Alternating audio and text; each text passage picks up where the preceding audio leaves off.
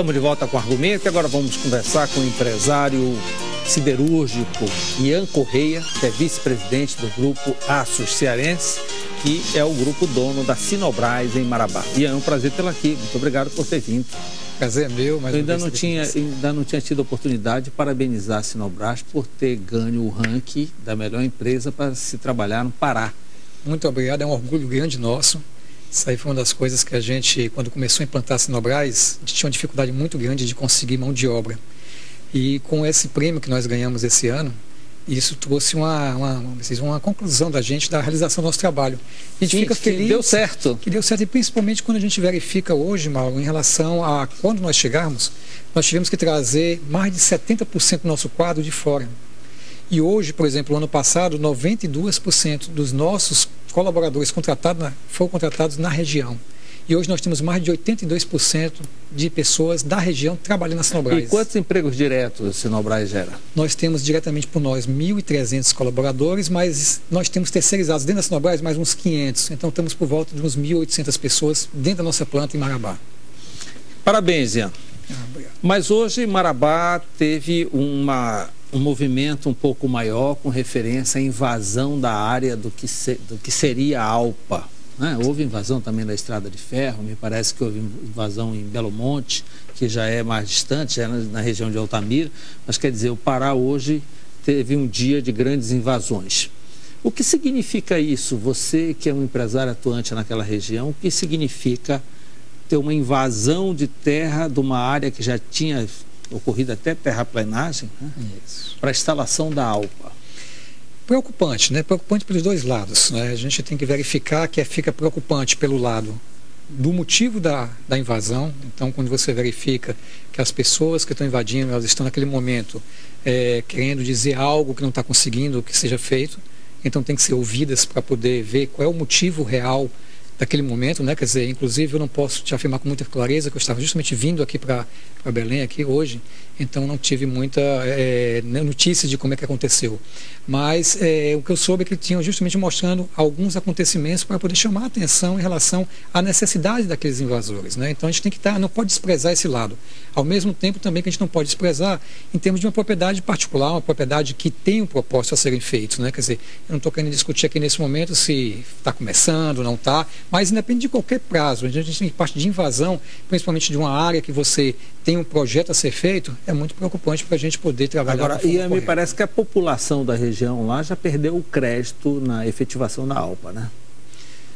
Isso aí fica até um ponto difícil de a gente poder falar, porque a Alpa, na verdade, foi um projeto que nasceu junto com a Vale e foi parado principalmente por causa da parte logística, né? Quer dizer, então eu acompanhei esse projeto. É a história do derrocamento do Pedral do Lourenço que afeta a todos lá. Isso, né? Inclusive nós, junto com a Alpa, nós tínhamos o projeto Aline, que o projeto Aline era uma joint venture entre Sinobras e a própria Vale, para poder fazer a laminação das placas que iam ser produzidas na Alpa. Já era uma verticalização lá mesmo na região? Na própria região, e esse projeto nós, inclusive, andamos bastante nesse projeto. Já estamos para assinar os contratos com os fornecimentos de equipamento já. E com isso foi quando justamente aconteceu a parada da Alpa e a gente também teve que recuar. Então, nesse momento, a gente ficou com esse projeto em stand-by. Agora, Ian, essa decisão da Vale de levar esse investimento da Alpa para o Porto de Pecém, no Ceará. Você é vice-presidente de um grupo de origem cearense, você é cearense, atuando em Marabá. Como é que fica a sua situação política nessa questão? Na verdade, a Alpa, né, não foi para... no caso a CSP, não foi para o Ceará. Sim, porque o investimento que seria feito na Alpa. Não, aí eu não posso falar seriam dinheiros diferentes. Porque no tempo que a gente foi colocando, tinha um projeto Aline, que tinha a Alpa também, existiam 3 grandes projetos que a Vale estava encabeçando, que era um Espírito Santo, tinha Pecém e também tinha a Alpa, né? Então, quer dizer, eu acredito que esses 3 projetos estariam no orçamento da Vale, eu não posso afirmar que não depende em relação a nós, tá? Mas esses 3 projetos já existiam. E no caso, nós fazemos parte do projeto Aline, no caso Aline, e aqui em Marabá. Então, a CSP, que é um outro projeto que lá é junto com mais 2 empresas do exterior, que é a Donco, que é coreana, e mais a Vale, é um projeto que eu digo que é diferente em relação à participação societária da Alpa. Inclusive, tem muitas vezes as pessoas falam, né, como se fosse assim, o projeto Aline foi para Fortaleza, né, o projeto Aline, a Aços Cearense, né, levou para Fortaleza, a Sinobras. Não, na verdade, não existe isso, né, o projeto Aline é em Marabá. Então o projeto Aline ele foi parado, né, vamos dizer assim, nesse momento ele está totalmente parado devido ao que a Alpa não continuou. Então ele só tem, né, viabilidade se tiver um projeto como a Alpa, que é justamente para a fabricação das placas. Tanto que nós tivemos alguns pontos lá em Fortaleza, tivemos inclusive um estudo técnico e viabilidade econômica para a gente poder colocar um projeto parecido com a Aline lá em Fortaleza, com uma das proprietárias também da CSP, não era com a Vale não participava desse projeto, que foi com a POSCO, e nós tivemos todo um estudo para poder saber se a gente colocaria um projeto parecido com a Aline, mas também esse projeto lá está parado. Está parado lá nesse momento justamente por causa do momento econômico que existe, não só o Brasil, mas a parte do mundo em relação aos investimentos do aço.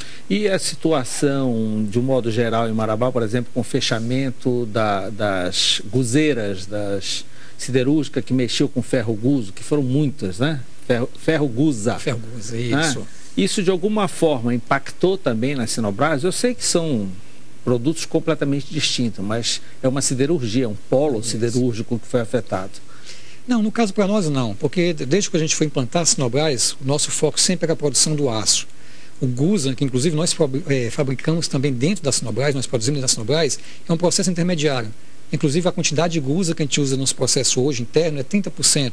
70% é parte da sucata metálica. E vocês mesmos produzem? E nós mesmos produzimos. Isso, e nós mesmos produzimos. Então, quer dizer, essa parada a gente diz que foi triste em relação ao distrito industrial, em relação à economia de Marabá, mas em relação a afetar a Sinobras não tivemos nenhum problema em relação a isso daí. Um ponto que eu falo muito que é o seguinte, nós queremos o desenvolvimento de uma região. Para a gente desenvolver uma região, a gente não pode pensar que a gente pode estar somente sozinho nessa região. Queremos novas empresas, queremos mais empresas, porque significa dizer que você atrai novos investimentos, se atrai fornecedores para poder te dar serviços, te dar peças, equipamentos. Quando você está só, a tua responsabilidade aumenta muito mais na região e também te aumenta teus custos. Então a gente quer cada vez mais que a gente possa voltar uma economia também industrial dentro daquela região. Você falou há pouco na sucata, na reciclagem do material. Me parece que o alumínio é o material que oferece a maior possibilidade de reciclagem, né? Na verdade, Mauro, o aço, na verdade. O aço, isso, o aço. O aço, ele é o material mais reciclado e reciclável do mundo. Né? Então, quer dizer, nós inclusive utilizamos esse material. Quando a gente foi colocar o nosso projeto, nós estudamos se a gente ia colocar um projeto totalmente dedicado à utilização do minério de ferro, ou se a gente ia colocar um projeto híbrido que utilizar o minério de ferro e mais a reciclagem de sucata. Do grupo Aço Cearense, a única recicladora é a Sinobras? É a única recicladora. Na verdade, o grupo Aço Cearense, a única produtora de aço é a Sinobras.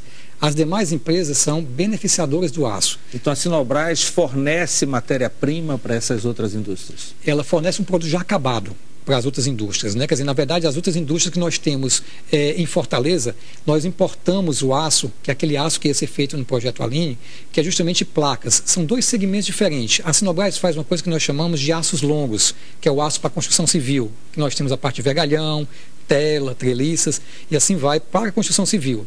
A Aço Cearense Industrial que nós temos em Fortaleza, ela já utiliza outro segmento, que é de aços planos. Nós fazemos telhas, tubos, perfis. Então, quer dizer, é uma linha diferente. Bem, e esse material nós importamos. A Sinobras compra o minério de ferro da Vale, produz o ferro Guza e transforma em aço. Fora isso, ela compra sucata do Brasil inteiro e também transforma num aço novo. Seria isso? Isso. Percentualmente, o que é sucata e o que é ferro novo? Certo. Na verdade, o produto final, tudo é ferro novo, né? Vamos dizer assim, na verdade não é o ferro, é o aço, tudo é aço novo. É porque nós juntamos para fazer esse aço, nós juntamos 30% daquele ferro Guza que vem do minério e 70% nós reciclamos, nós reaproveitamos o aço que já foi feito. Então a gente funde, a gente faz o que? A gente faz justamente a junção desses dois que faz um novo aço. Mas esse aço que sai tem as propriedades mecânicas, propriedades químicas todas certificadas. Então, quer dizer, é um aço totalmente novo, é um aço de qualidade, é um aço que é aprovado pelo Inmetro. Então, quer dizer, nós temos toda uma qualidade voltada para esse lado aí. Então, a parte do aço que a gente capta hoje, principalmente nas regiões Norte, Nordeste e Centro-Oeste, é um trabalho muito grande que a gente faz. Como é que funciona esse sistema logístico? Quem compra essa sucata? Como leva para Marabá? Como é que funciona isso? Isso é interessante, porque tem dois tipos de situações. Nós temos aqueles fornecedores de sucata, que são fornecedores pequenos, que eles coletam a sucata nas regiões. Por exemplo, vamos supor aqui em Belém. Né? Em Belém, nós temos vários sucateiros que eles não têm condição de mandar a sucata para Marabá. para comprar o frete, tudinho. Então ele coleta a sucata nos seus depósitos, então com cooperativas, e essa sucata normalmente ele junta várias sucatas desse tipo no seu depósito. E nós mandamos os nossos caminhões, que a gente chama caminhões prensa, são prensas grandes de carretas, que vão para esse depósito e fazem os fardos. E esses fardos que são feitos, são carregados nos caminhões, que também a gente traz os caminhões para cá e manda. Então a própria Sinobras manda buscar, se for o caso. Manda buscar também, se for o caso. E a gente tem várias dessas carretas rodando. E tem outros rodando. Que levam até lá a sucata. Isso, e tem outros fornecedores já maiores, já tem um potencial de poder contratar, já fazer todo um frete de contratação dos carros e levam para a Sinobras. E você consegue sucata suficiente para colocar as máquinas todas em tempo integral? Em tempo integral. Nós utilizamos a Sinobras, né, como a gente chama de 24/7, 24 dias, né, quer dizer, 24 horas, 7 dias na semana. E a gente trabalha todinho. É um trabalho muito árduo, quer dizer, nós pegamos sucatas... Não pode desligar o alto forno porque dá um trabalho danado. Na verdade, é o nosso forno elétrico, né? Quer dizer, porque o forno, para poder fazer a parte de sucata, é a parte do forno elétrico. O alto forno é onde faz o gusa. São dois processos diferentes, né? Então o alto forno e o forno elétrico também a gente não poderia ligar. Então, mas no caso do forno elétrico, a gente trabalha com 24 horas também fazendo aço, né? Sim, então, mas tem que ter muita sucata para manter isso aí funcionando. Tem muita sucata. Então a gente tem que coletar essa sucata não só aqui da região do Pará, né? Quer dizer, mas nós trazemos hoje da região, por exemplo, da Bahia, trazemos hoje de Fortaleza, muito de Fortaleza também, trazemos de Mato Grosso, trazemos de Belém, trazemos de Brasília, Minas Gerais. Então, vocês estão operando aqui o grande. Terminal Portuário do Outeiro, também recebendo sucata? Não. No caso, a sucata nossa hoje, 100% é nacional. Nós coletamos no Brasil. O Porto de Outeiro, que foi um porto, inclusive, junto com a CDP, que nós reativamos esse porto, porque uma das matérias-primas que nós temos é uma fio-máquina. Porque a nossa capacidade produtiva, nós temos uma capacidade hoje de 380 mil toneladas de aço. É por isso que nós estamos fazendo uma ampliação da Sinobras, para trazê-la para 800 mil toneladas de aço. E a nossa capacidade produtiva, uma das coisas que a gente faz é a parte do vergalhão e a parte do fio-máquina. Só que o vergalhão a gente já consegue fazer o produto para vender. Então, se a gente deixar de fazer... Já sai o produto final com a marca Sinobras. Sinobras, que é o SI50. Direto para a loja de material de construção. Direto para a loja ou consumidor final também. Depende de quem queira. Também o consumidor final também pode comprar da Sinobras.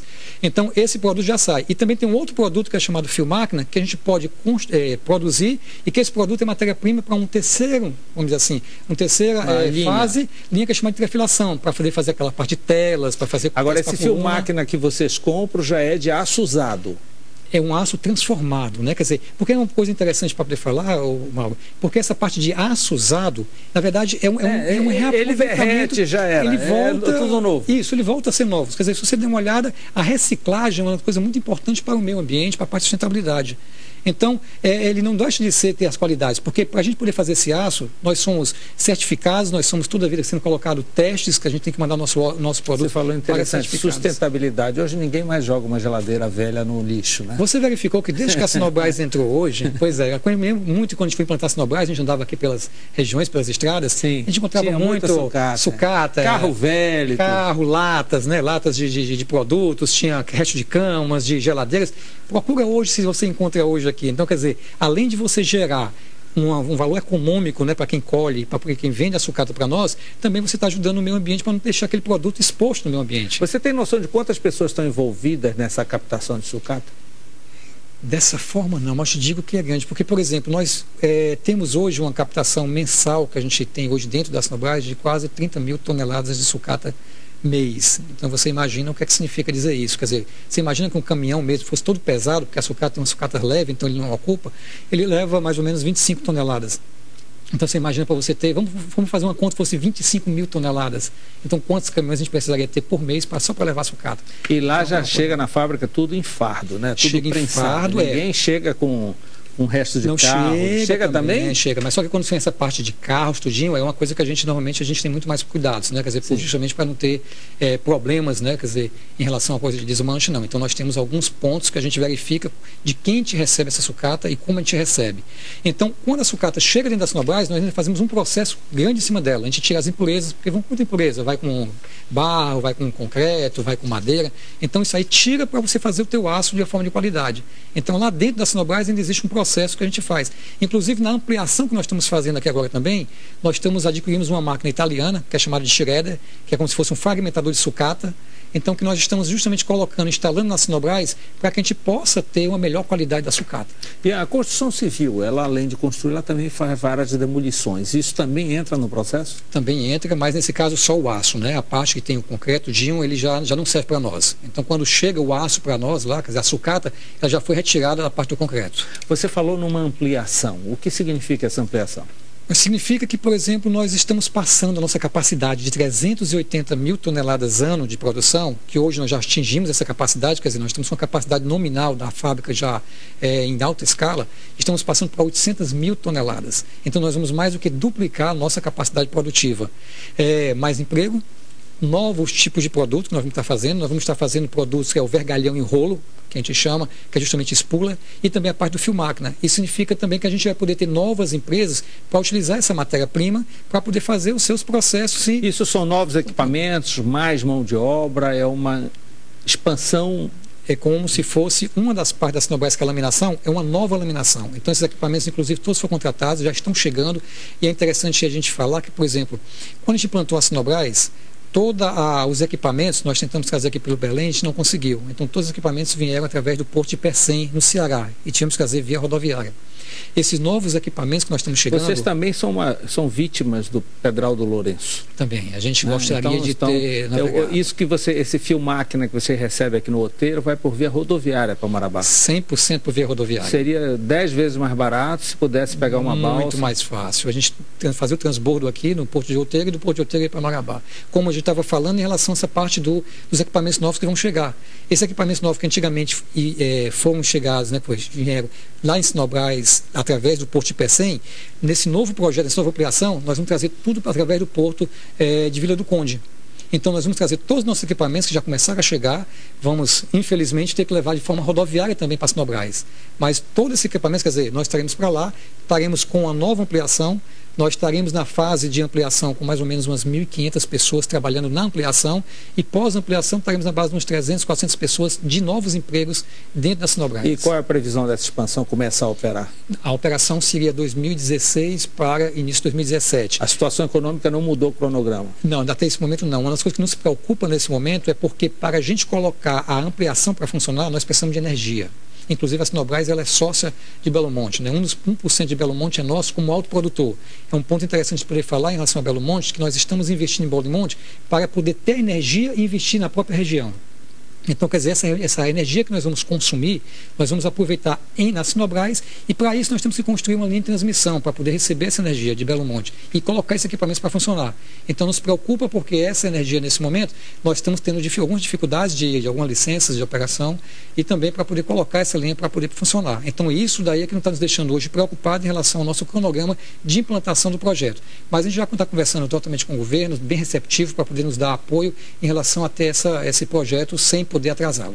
Ian Correia, muito obrigado por essa entrevista, parabéns pelo sucesso da Sinobras. Já são 8, 9 anos de Sinobras de Marabá? Isso. Desde 2000, na verdade a gente chegou em 2005 e de operação em 2008 que a gente começou a as festas dos 10 anos, né? Já que com Deus a expansão funcionando. Que Deus nos abençoe, que a gente possa estar... Alguma informação nova sobre a Alpa, né? Seria, já pensou? E que ano que vem, vai agora em agosto ter uma nova licitação para o derrocamento do Pedral. Quem sabe se engrena, né? Que seria muito importante não só em relação à Alpa, mas para toda a região. Eu acredito que essa parte da navegabilidade em relação ao Rio Tocantins é muito importante para todos nós. Hoje, para a própria Sinobras, que já existe lá dentro, com essa expansão nossa, você imagina que nós vamos ter que pegar e sair com 800 mil toneladas de aço, tudo por via rodoviária. Hoje nós saímos com 380 mil. E que as nossas estradas não estão preparadas para isso. E o nosso custo aumenta. E você verificar que a Sinobras, nós estamos, quer dizer, empresas que fazem aço no país, estão todas concentradas na região sul e sudeste principalmente. Tem algumas poucas no Nordeste, 3 no Nordeste, muito poucas. O resto tudo é no sul e sudeste. Então nós temos que fazer um aço de qualidade, de custo bom, que possa vender para todo o Brasil como nós vendemos. Hoje a gente fica feliz porque o aço que a gente produz em Marabá, pela maioria hoje de colaboradores paraenses, é um aço que hoje a gente entrega desde o Rio Grande do Sul, São Paulo, Paraná, a Manaus e assim por diante. A gente fica feliz por essa situação que nós chegamos hoje. Ian, muito obrigado. Eu te agradeço mais uma vez e sempre à disposição do que precisar de nós. Ok. Obrigado pela sua companhia. Estaremos de volta na próxima segunda-feira. Tchau.